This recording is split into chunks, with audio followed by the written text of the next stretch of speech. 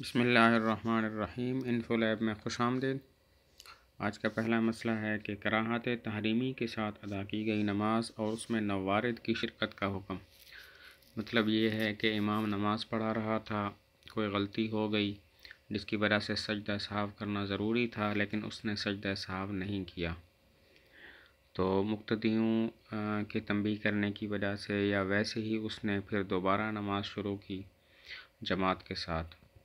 تو اس جماعت کے ساتھ نماز کا حکم کیا ہے اور اس میں کوئی نیا نمازی شرکت کر سکتا ہے یا نہیں؟ تو جواب یہ ہے کہ ایسی نماز کراہت تحریمی کے ساتھ ادا ہوگی، یعنی یہ جو جماعت کرا رہا ہے دوبارہ، یہ مکروہ تحریمی کے ساتھ یہ نماز ہو جائے گی، اور یہ واجب الاعادہ نماز ہے، یعنی کہ دوبارہ اس کو پڑھنا ضروری ہے، اور اس میں اگر کوئی نیا نمازی شریک ہوتا ہے تو اس کی شرکت جائز نہیں ہے، کیونکہ نمازی اس نماز میں شرکت کر سکتا ہے، اس جماعت میں شرکت کر سکتا ہے جو کامل طریقے سے ادا ہو، اور یہ نماز کامل طریقے سے نہیں ہے بلکہ کراہت تحریمی کے ساتھ ادا ہو رہی ہے۔ اگلا مسئلہ ہے کہ حضور صلی اللہ علیہ وسلم نمازوں میں کون سی صورتیں پڑھتے تھے؟ تو ترمذی شریف کے اندر جو ہے وہ کچھ تذکرہ ہے کہ حضور صلی اللہ علیہ وسلم فجر کی نماز میں سورہ واقعہ اور سورہ کوثر پڑھتے تھے، یعنی اذا الشمس کورت، اور ظہر اور عصر میں سورہ طارق اور سورہ بروج پڑھتے تھے،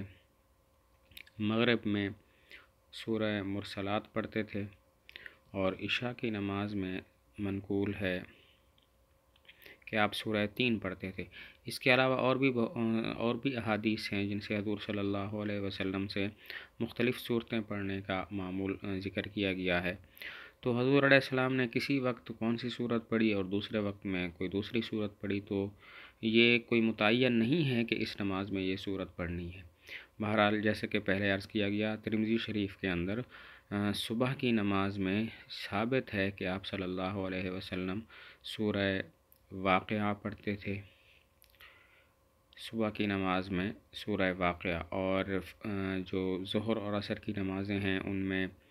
سورہ کوثر، یعنی اذا الشمس کورت کی صورت جو ہے وہ منقول ہے کہ آپ پڑھتے تھے۔ اسی طرح عشاء کی نماز میں التین کا تذکرہ ہے کہ سورہ 3 پڑھا کرتے تھے، لیکن یہ کوئی تعیین نہیں ہے، کوئی بھی صورت پڑھ سکتے ہیں۔ اگلا سوال ہے کہ بچوں کا بڑوں کی صف میں نماز ادا کرنا کیسے ہے؟ تو طریقہ یہ ہے کہ پہلے تو بڑوں کی صف ہونی چاہیے، اس کے بعد پھر بچوں کی صف ہونی چاہیے، لیکن اگر بچے جو ہیں وہ ایسے ہیں کہ تھوڑے سے بڑی عمر کے ہیں تو وہ مردوں کی صفوں میں بھی کھڑے ہو کر نماز پڑھ سکتے ہیں، اور بچوں کی اگر شرارت کرنے کا اندیشہ ہو تو ان کی الگ سے صف بنائی جائے، انہیں مردوں میں کھڑا نہ کیا جائے۔